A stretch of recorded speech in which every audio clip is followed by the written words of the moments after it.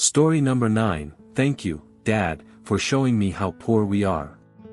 One sunny afternoon, a wealthy father decided it was time to teach his son an important lesson about life. He believed his son should see just how miserable poverty could be.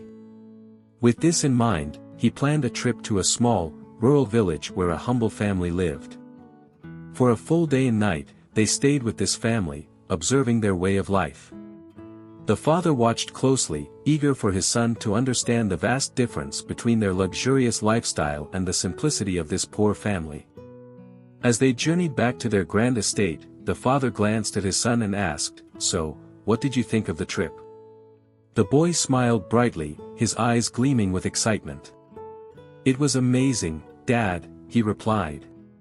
His father was slightly taken aback but pressed on. "Did you see how poor people live?" "Oh, I did, Dad," the boy answered earnestly. "And what did you learn from this experience?" the father probed, feeling a sense of satisfaction as he anticipated his son's realization of their own privilege. The boy paused thoughtfully, then began to share. "Well, we have one dog, but they have 4. We have a swimming pool, but they have entire rivers. At night, we light up our home with fancy lamps, but they have the stars shining brightly above them. We build walls around our house to keep us safe, but they have friends who protect them. We have television to entertain us, but they spend their evenings together, laughing and sharing stories. We have so many things, but they have so much more time for each other." The father was stunned, his pride slowly giving way to a sense of humility. For a moment, he didn't know what to say. The boy turned to him, his voice steady but filled with emotion. "Dad," he said, "thank you for taking me on this trip. It helped me see how poor we really are." The father's heart sank as the boy's words echoed in his mind. His attempt to teach his son about the emptiness of poverty had backfired. Instead, the boy had uncovered a profound truth, one that his father had overlooked in the pursuit of wealth and material comfort. That day, the father didn't just see the world through his son's eyes, he felt a shift in his own perspective. The boy's innocent yet profound observation planted a seed of reflection in the man's heart.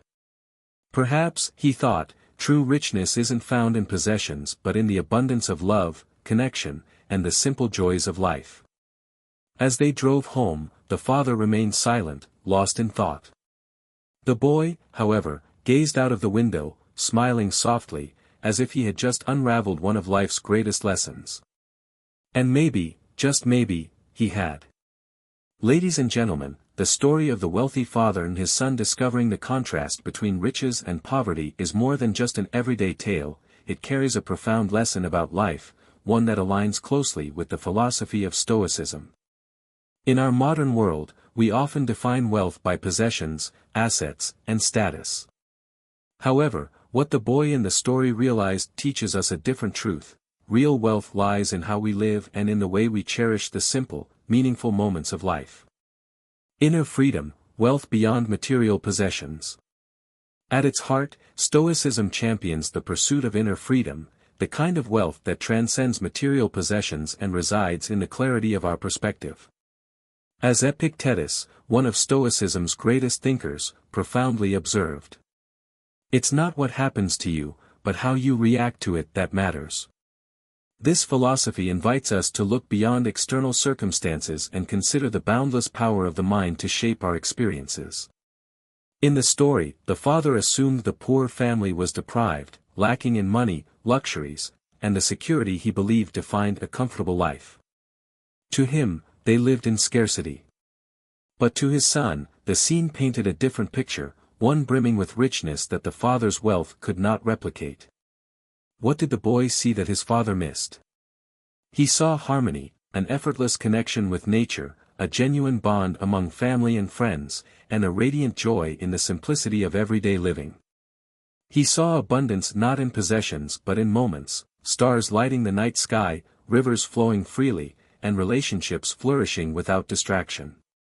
This profound contrast speaks directly to the freedom Epictetus celebrated. The poor family, unburdened by the endless pursuit of material gain, embraced a liberty rooted in gratitude and contentment. They did not live under the weight of more money, more things, more barriers to happiness. Instead, they reveled in what they had, their hearts unchained by the demands of excess. And isn't that the essence of true wealth? Many who own much still feel empty, trapped in a cycle of accumulation that rarely brings fulfillment. The boy's realization sheds light on a truth we often overlook: happiness does not depend on acquiring more, but on wanting less. Inner freedom, as the Stoics remind us, is the ability to find joy and meaning not in what we lack, but in what we already possess. This family's life, though modest, radiated with the kind of richness money cannot buy, a richness of spirit, connection, and presence. It is a quiet, enduring wealth, available to anyone who chooses to see the world through the lens of gratitude and simplicity. In this way, they embody a deeper kind of affluence, one that many in pursuit of external success may never know. The question Epictetus leaves us with is this: are we free, or are we imprisoned by our desires for what we think we need? Perhaps, like the boy in the story, we should look at life not with the eyes of someone seeking possessions, but with the heart of someone appreciating the immeasurable value of what is already ours. True wealth is a perspective, not a possession. Embracing the present, the key to contentment. One of the most profound lessons from this story is the power of living in the present moment, a gift that is too often overlooked in our fast-paced, material-driven world. The boy, with his untainted perspective, noticed a stark difference between his family's life and that of the poor family they visited. His family, despite their wealth, often turned to television for entertainment. But the poor family? They had something far richer: time to share stories, to laugh together, and to bask in each other's presence without distraction. This contrast speaks volumes about what it truly means to live. Marcus Aurelius, the Stoic philosopher-emperor, beautifully captured this sentiment when he wrote, "When you arise in the morning, think of what a privilege it is to be alive, to breathe, to think, to enjoy, to love." The poor family embodied this wisdom. They didn't fill their days longing for what they lacked or chasing fleeting moments of pleasure through material comforts. Instead, they fully inhabited each moment, finding joy in the soft glow of the stars above, the rhythm of the river's flow, and the simple but profound bonds of family and friendship. Their happiness wasn't tied to things but to experiences, not to possessions but to presence. This ability to embrace the present is a kind of wealth that cannot be bought or sold. It is a mindset, a practice of finding beauty in the ordinary and gratitude in the now. The poor family's life, though modest by societal standards, was abundant in ways that mattered most. Each day was not merely something to endure or escape from but a canvas on which they painted moments of connection and meaning. Contrast this with the life many of us live, filled with endless to-do lists, screens that demand our attention, and goals that keep us perpetually reaching for the next thing. How often do we pause to truly be where we are? To feel the warmth of a loved one's smile, the tranquility of a sunset, or the simple joy of a heartfelt conversation? In their simplicity, the poor family taught a profound truth: happiness isn't something we find, it's something we create in the present moment. By stepping away from the noise of distraction and the pull of material desire, they crafted lives rich in connection, joy, and peace. Their example challenges us to rethink our priorities. What would our lives look like if we, too, embraced the present as they did? If we stopped measuring our worth by how much we accomplish and started cherishing the time we spend with those we love? If we let go of our fixation on what we don't have and began celebrating the abundance already within our grasp? Living in the present is not about ignoring the challenges of life or denying the need for planning. It's about recognizing that life's truest treasures aren't found in the someday we so often chase but in the right now that's already here. To embrace the present is to embrace life itself. It's to wake up each day with the quiet realization that, even amid life's hardships, we are surrounded by miracles: the laughter of a child, the rustle of leaves in the wind, the love of those who stand beside us. It's about making the choice, moment by moment, to see those miracles and to live fully in their light. The poor family didn't have much, but they had everything.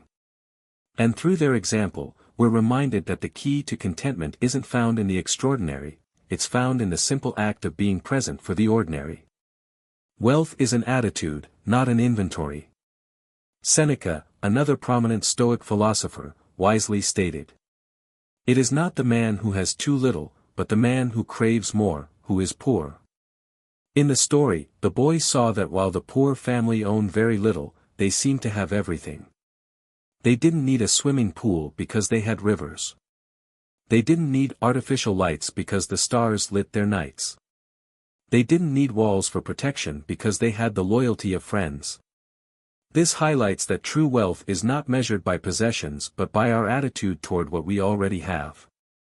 When we learn to be content and grateful, we realize how abundant our lives truly are. Seeking happiness within. Stoicism consistently emphasizes that happiness is not something external but something found within.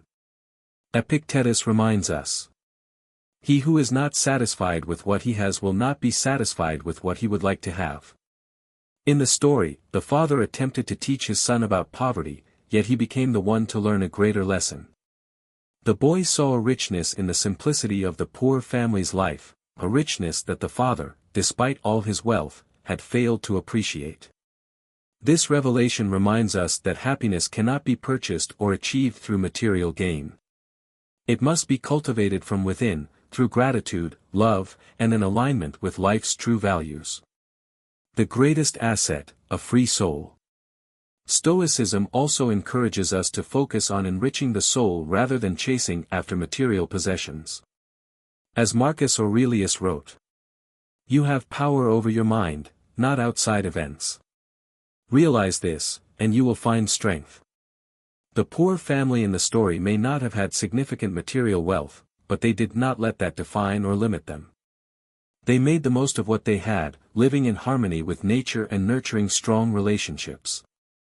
Their free spirit, unburdened by material ambition, was their greatest asset. They taught the boy, and eventually his father, that freedom from materialism is the foundation of true richness. Inspirational lessons from the story. The tale of the wealthy father and his son not only highlights the contrast between riches and poverty but also invites us to reflect deeply on life's true values. Under the lens of Stoicism, we can draw several meaningful lessons. 1. Live simply and be grateful. Instead of chasing extravagance, learn to appreciate what you already have. Gratitude fosters a sense of fullness that no material possession can replicate. 2. Find joy in the present moment. Happiness doesn't reside in the past or the future, it's here and now. Embracing the present and valuing relationships can bring true meaning to life. 3. Don't let material possessions control you. Your worth isn't defined by what you own but by how you live and contribute to the world. 4. Happiness is a choice. You can choose how you see the world, just as the boy did, finding richness in the simplest of things. As the story concludes, the father not only imparts a lesson to his son but learns something even more profound himself. True wealth is not about what you have, it's about how you perceive the world around you. Just as Stoicism teaches, the most enduring happiness doesn't come from material possessions but from a free spirit and a heart filled with gratitude.